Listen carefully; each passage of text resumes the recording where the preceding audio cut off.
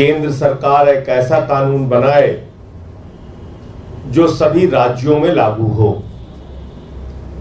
और उसकी एक निश्चित प्रक्रिया फॉलो की जाए सभी कोचिंग सेंटर्स के द्वारा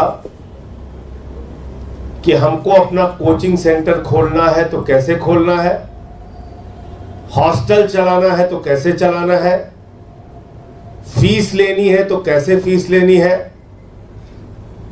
कितने ऐसे ईडब्ल्यूएस के या बीपीएल के या ऐसे कमजोर छात्र जो आर्थिक रूप से कोचिंग का पैसा देने में असमर्थ है उनको निःशुल्क पढ़ाया जाएगा, उनका कोटा होगा।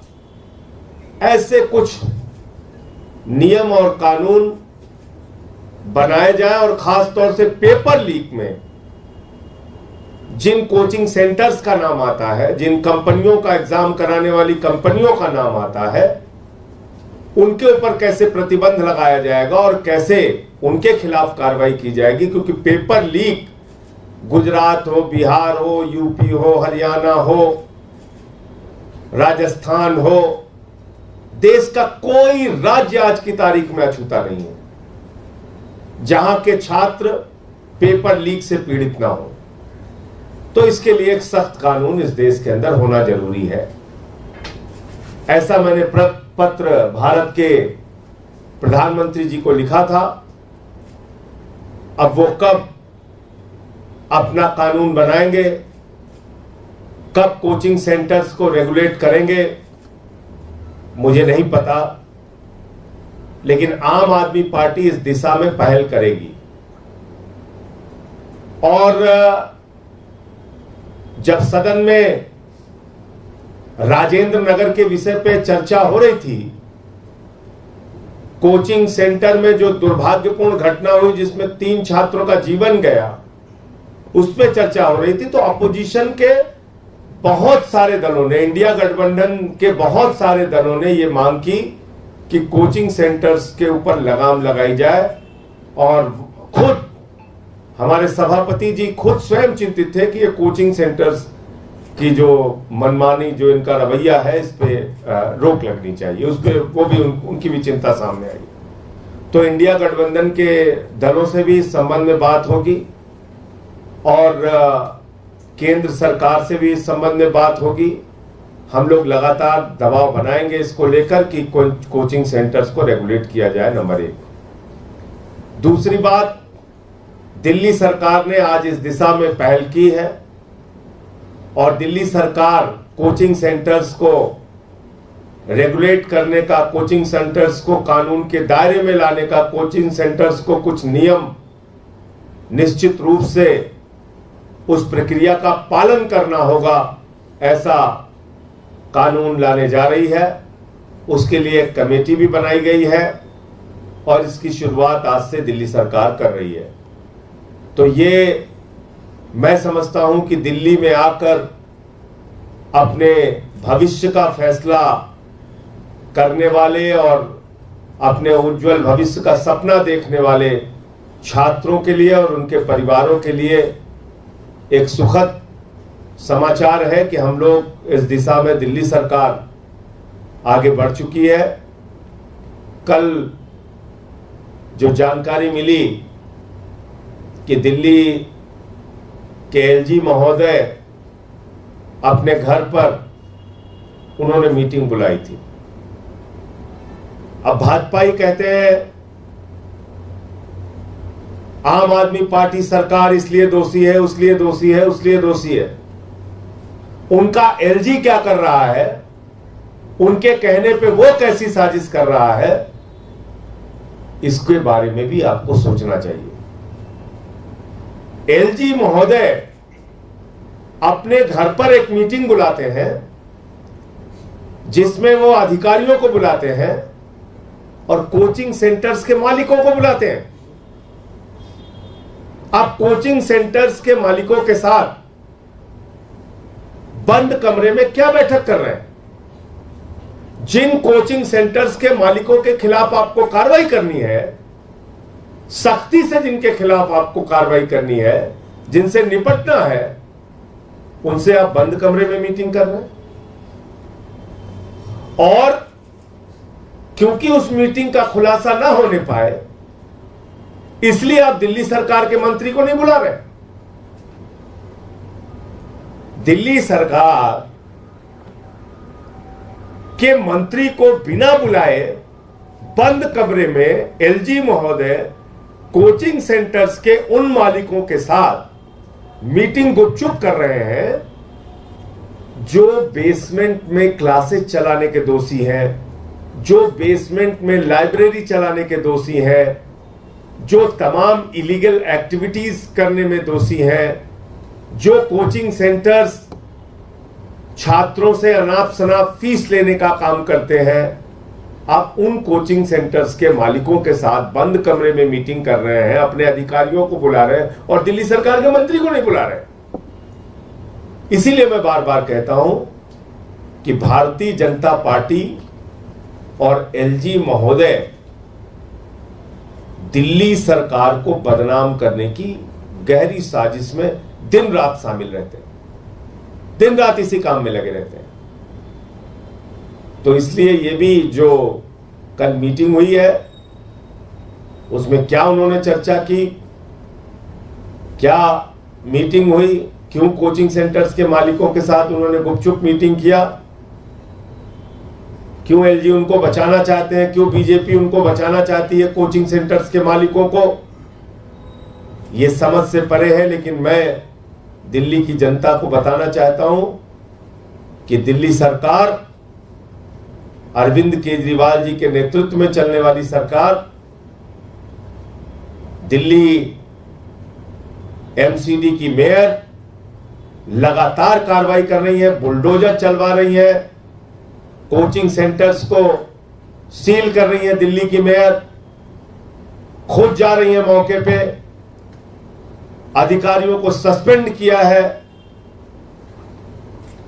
दिल्ली की मेयर ने। तो कार्रवाई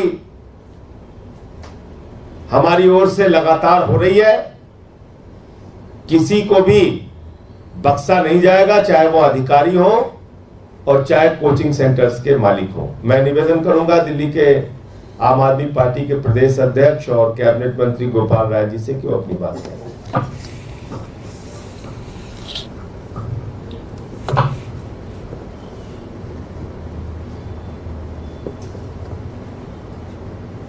दिल्ली के अंदर राजेंद्र नगर में जिस तरह से दुर्भाग्यपूर्ण घटना घटी, जिसमें 3 छात्रों को अपनी जान गंवानी पड़ी, जिसमें उनका कोई कसूर नहीं था, उनके मां बाप का कोई कसूर नहीं था। इस दुर्भाग्यपूर्ण घटना के बाद आम आदमी पार्टी ने, आम आदमी पार्टी की सरकार ने, आम आदमी पार्टी के मेयर ने यह निर्णय लिया कि किसी भी कीमत पर इस घटना के जो भी जिम्मेदार लोग हैं उनको बख्शा नहीं जाएगा। उसके लिए रात में ही हमारे वहां पर राजेंद्र नगर के विधायक वहां पहुंचे, मेयर शैली, डॉक्टर शैली ओबेरॉय वहां पहुंची। उसके बाद रात में ही इस पूरे घटना का कारण क्या है, क्योंकि उस समय अचानक किसी को समझ में नहीं आ रहा था कि अचानक पानी कैसे पहुंच गया वहां। उसके लिए हमारे मंत्री ने इसके इंक्वायरी करने के लिए और तत्काल रिपोर्ट सबमिट करने का आदेश दिया। अगले दिन से जो बेसमेंट में इलीगल लाइब्रेरी या कोई भी एक्टिविटी चल रही थी, उनके खिलाफ ताबड़तोड़ एक्शन शुरू हुआ। जो वहां इस ड्रेनेज सिस्टम में जिस तरह से ब्लॉकेज हुआ, वहां पर दीवार खड़ी थी, उसके लिए जिम्मेदार जो इंजीनियर है उनके खिलाफ कार्रवाई शुरू हुई। लेकिन हमने ये देखा कि इन सारी गतिविधियों के, सारी कार्रवाइयों के साथ साथ राजेंद्र नगर से जो एक घटना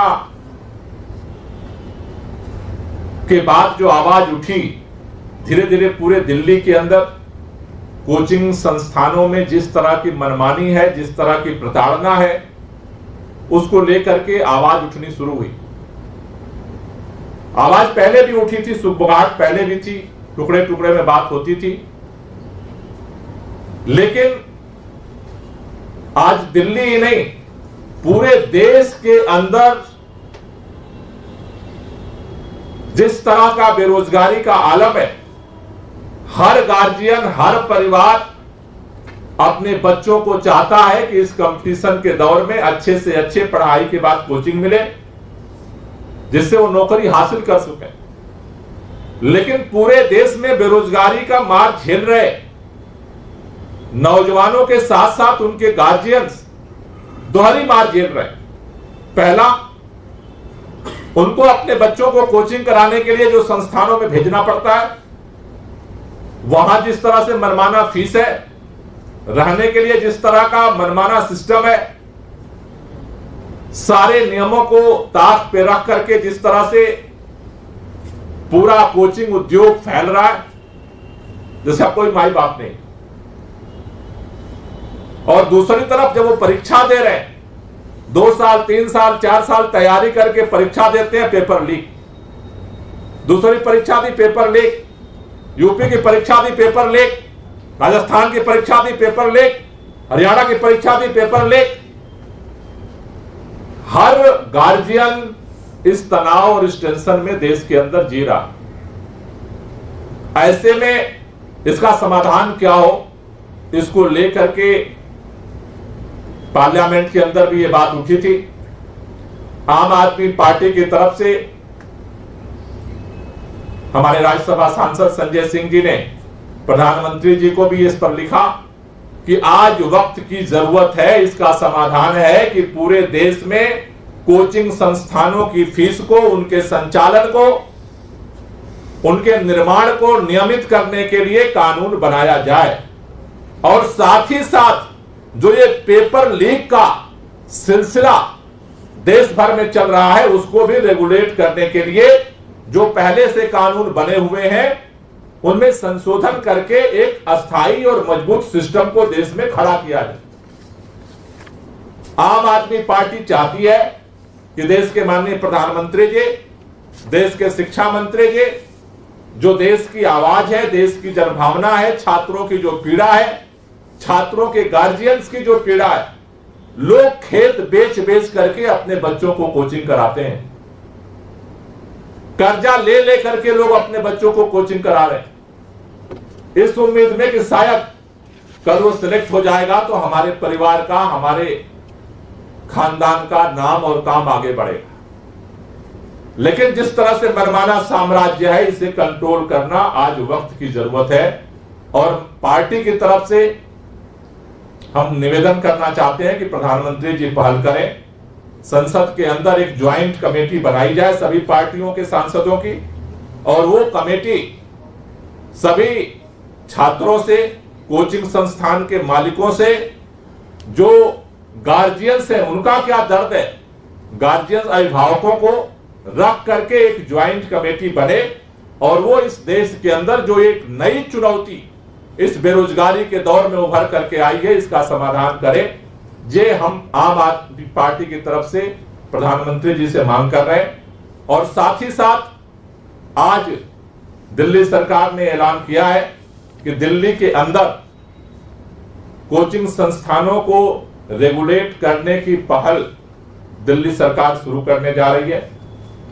इसके लिए कमेटी बना करके अलग अलग सेगमेंट के साथ बातचीत करके इसको तैयार करके हम लोग विधानसभा के अंदर इसको लेकर के आएंगे, जिससे कि इसका अस्थायी समाधान हो सके।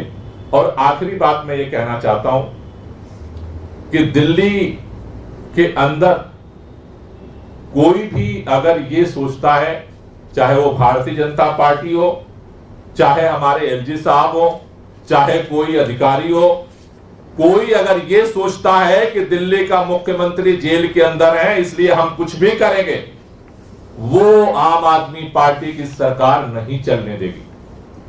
हम जनता के साथ हैं, छात्रों के साथ हैं, लोगों के साथ खड़े हैं। जितनी मजबूती के साथ पहले खड़े थे उतनी मजबूती के साथ आज भी खड़े हैं। हमें सड़क पर लड़ना पड़ेगा तो सड़क पर लड़ेंगे देश दिल्ली के लोगों के लिए। सरकार की तरफ से लड़ना पड़ेगा, सरकार की तरफ से लड़ेंगे। जो जो अधिकार हमारे पास है हम सारे अधिकारों का उपयोग करेंगे, लेकिन दिल्ली के लोगों को किसी भी कीमत पर परेशान नहीं होने देंगे। दिल्ली के लोग लावारिस नहीं है। भारतीय जनता पार्टी जिस तरह से सोच रही है कि हमने सुप्रीम कोर्ट के फैसले को पलट दिया, दिल्ली सरकार के सारे अधिकार को हमने छीन लिया, इसलिए दिल्ली सरकार चुप बैठेगी, दिल्ली के मंत्री चुप बैठेंगे, दिल्ली के विधायक चुप बैठेंगे। हम जनता के साथ थे, हैं और रहेंगे, और जितनी ताकत है उससे ज्यादा उनके लिए हम काम करेंगे। ये संदेश हम भारतीय जनता पार्टी को देना चाहते हैं और ये निवेदन करना चाहते हैं भाजपा के सांसदों से भी कि पार्लियामेंट चल रहा है। हर पार्टी का सांसद चाहता है कोचिंग संस्थानों को रेगुलेट किया जाए। मुझे लगता है कि ज्वाइंट कमेटी बननी चाहिए पार्लियामेंट के अंदर, सभी पार्टियों के सांसद उसमें हो और इस कानून को जो है लाने की प्रक्रिया शुरू की जाए। Thank you. एक अंतिम एक बात बता दूं आपको कि जो ये Edu Test Solutions Private Limited company थी जो परीक्षाएं कराती है, इसका कल मैंने आपको बताया था कि यूपी पुलिस कांस्टेबल की भर्ती जो हुई थी उसमें इसको ब्लैक लिस्टेड किया गया था, इस कंपनी को, उसका जो पेपर लीक हुआ था। और इसी तरीके से बिहार में भी 2017 में कर्मचारी चयन आयोग की भर्ती हुई थी, उसमें इस कंपनी के मालिक का जो बेटा है उसको गिरफ्तार किया गया था। मालिक कौन है? गुजरात की कंपनी है। मालिक कौन है? सुरेश चंद्र आर्या, और उसका बेटा है विनीत आर्या जो गिरफ्तार हो चुका है पेपर लीक के मामले में पहले। और वो कितना ताकतवर है कि भारत के प्रधानमंत्री के साथ उसकी फोटो आपको देखने के लिए मिल जाएगी। इतना ही नहीं, ये हरियाणा के, उत्तर प्रदेश के मुख्यमंत्री, तत्कालीन हरियाणा के मुख्यमंत्री खट्टर जी और उत्तर प्रदेश के मुख्यमंत्री योगी आदित्यनाथ जी और उनके साथ इनकी फोटो। तो जब इतना ताकतवर आदमी है ये, तो इसके खिलाफ पेपर लीक कांड में कैसे कार्रवाई होगी भाई? आज मेरा प्रश्न भी सदन में, संसद में इसी मुद्दे पे लगा है, तो मैं सरकार से इस बारे में सवाल पूछूंगा। सर, आपने अफसरों की अकाउंटेबिलिटी की तो बात करी, एक को टर्मिनेट और एक को सस्पेंड कर दिया है, लेकिन क्या जनप्रतिनिधियों की कोई जवाबदेही या अकाउंटेबिलिटी नहीं हो सकती? क्योंकि पार्षद आपका, विधायक आपका, सरकार आपकी, और लगातार बीजेपी भी यही मांग कर रही है इस्तीफे की। जनप्रतिनिधियों की जवाबदेही अगर नहीं होती तो दिल्ली के अंदर वर्ल्ड क्लास स्कूल नहीं बने होते, मोहल्ला क्लिनिक का मॉडल नहीं होता, बिजली फ्री, पानी फ्री, फरिश्ते स्कीम, बुजुर्गों की तीर्थ यात्रा, माताओं बहनों के लिए बस की फ्री यात्रा, इतने सारे जनहित के काम नहीं होते, कूड़े के पहाड़ों का कम होना नहीं होता। तो हम तो अपनी रिस्पॉन्सिबिलिटी खुद से फिक्स किए बैठे हैं, दिन रात मेहनत करते हैं, काम करते हैं, लेकिन जो एलजी के साथ मिलकर भाजपा साजिश कर रही है उसका क्या करें? उसके लिए लड़ाई लड़नी पड़ती है, लेकिन लड़ाई लड़के काम केजरीवाल जी ही करा सकते हैं, आम आदमी पार्टी ही करा सकती है। 9 दिन तक वो एलजी के घर में अपने मंत्रियों के साथ धरने पर बैठे रहे। किस लिए बैठे रहे? किस लिए बैठे रहे? मोहल्ला क्लिनिक के लिए, घर घर राशन की डिलीवरी के लिए। तो आप मुझे बताइए कैसे आप अकाउंटेबिलिटी फिक्स करना चाहते हैं? हम दिन रात का वीडियो सामने आ चुका है, जिस मीटिंग में खुद माननीय मंत्री गोपाल राय जी मौजूद हैं,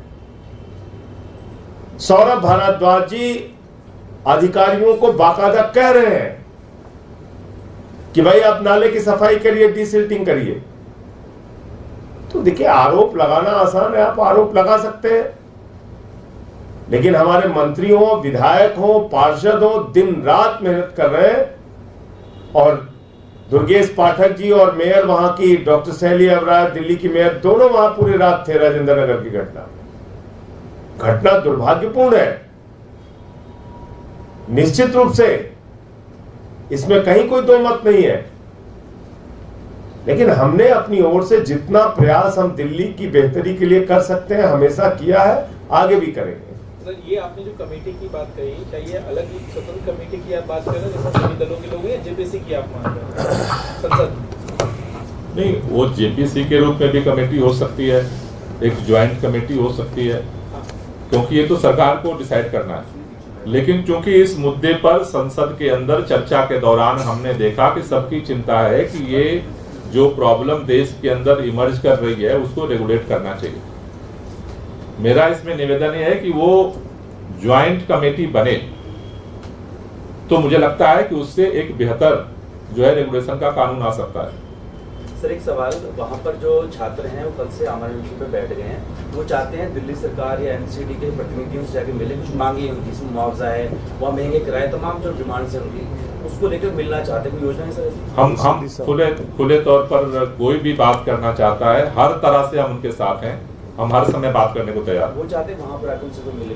नहीं, उनके तरफ से अगर हमारे तरफ कोई आता है तो हम जाके मिलेंगे, वहां भी मिलेंगे, जहां कहेंगे वहां भी बात करेंगे। हम हर तरह से उसके समाधान के लिए जो प्रयास हो सकता है दिल्ली सरकार के अधिकार क्षेत्र में जो जो पहल है उसमें हम करेंगे।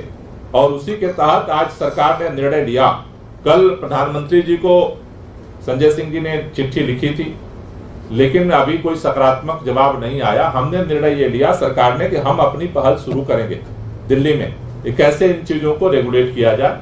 और हम ये चाहते हैं कि चूंकि ये समस्या दिल्ली की केवल नहीं है, पूरे देश की है, इसलिए पूरे देश में इसका रेगुलेशन हो। Gopal ji, as we speak right now, police is detaining the protesters. What do you want to say on this? नहीं, हमारा तो देखिए एक ही निवेदन है पुलिस से कि छात्रों के अंदर आक्रोश है, छात्रों से भी निवेदन है कि शांतिपूर्वक अपने आवाज को बुलंद करें। और पुलिस से भी यही निवेदन है कि उनके साथ सिंपैथेटिकली जो है उनके साथ हैंडल किया जाए। और क्योंकि एक ये दर्द है लोगों का, और उस दर्द का समाधान पे सरकार फोकस कर रही है। संजय जी, एक सवाल है, अखिलेश यादव ने कल ये बात कही थी कि जो विपक्ष के खिलाफ जो एजेंसियां काम कर रही हैं, जब इंडिया अलायंस की सरकार बनेगी तो उनको बंद किया जाएगा। तो किन एजेंसियों की तरफ आप लोगों का इशारा है? ये तो सर्वविदित सत्य हो गया है कि कौन कौन सी एजेंसियां आज विपक्ष के खिलाफ लगी हुई हैं, तो उसकी जांच करा के उस समय कार्रवाई करेंगे हम लोग। क्या ईडी, सीबीआई, किसकी तरफ आप लोग? तमाम एजेंसियां हैं, तमाम एजेंसियां हैं, तमाम एजेंसियां हैं। जो उसके लिए दोषी लोग हैं वो उनकी जिम्मेदारी कौन तय करेगा? किसी को भी जो कॉलर पकड़ के जेल में बंद कर देते हैं बिना किसी अपराध के, बिना किसी दोष के, उनकी कोई जिम्मेदारी नहीं है। जनता की तनख्वाह, जनता के पैसे से उनको तनख्वाह मिल रही है, तो कुछ भी करने के लिए वो स्वतंत्र हैं।